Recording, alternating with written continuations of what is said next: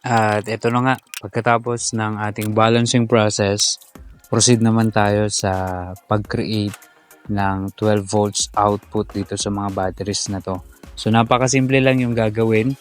Kailangan mo lang na i-series connect yung mga batteries na to para makapag-create ka ng 12 volts output. So sundan nyo lang yung video para makita ninyo kung ano yung tamang connection at para makapag-create kayo ng 12 volts output. So pagkatapos nito, pwede nyo na siyang gamitin into any 12 volts devices like sa mga Bluetooth speaker niyo, sa mga ilaw na 12 volts, Wi-Fi router at marami pang iba. Basta any 12 volts devices. So napakasimple lang, ilagay lang sa tamang linya yung mga bus bar na yan. Kailangang higpitan. Gamit kayo ng number 18 na wrench para higpitan yung mga nuts. So, ingat-ingat sa pag-build. Baka magkaroon ng short. Ayan. So, i-check na natin yung voltage. Okay. So, meron siyang 13.3 na output. Itong setup natin.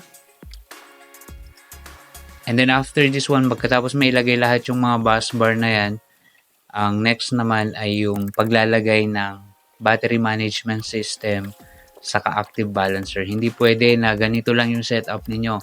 Kailangan na maglagay kayo ng BMS saka active balancer. Very important yun into any battery pack na gagawin para magkaroon ng protection yung mga batteries at mas magiging mahaba yung life mismo ng mga battery. Yan.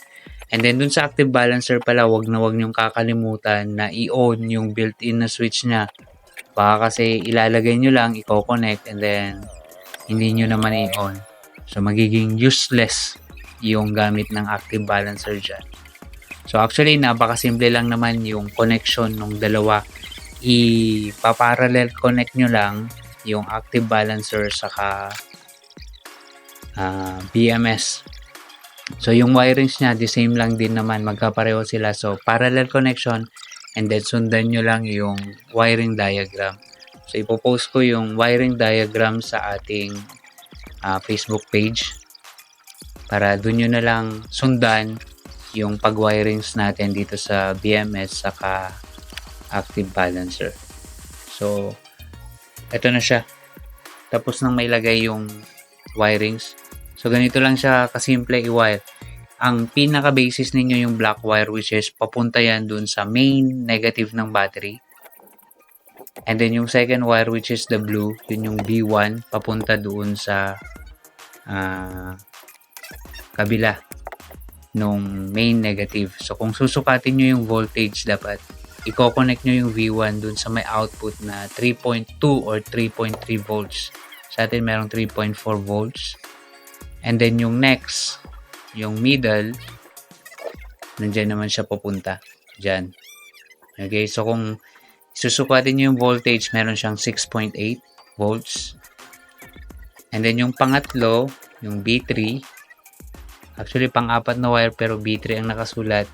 Diyan naman siya nakakonect. So dapat meron siyang 10 point something na volts na masusukat at dun yun nakakonect.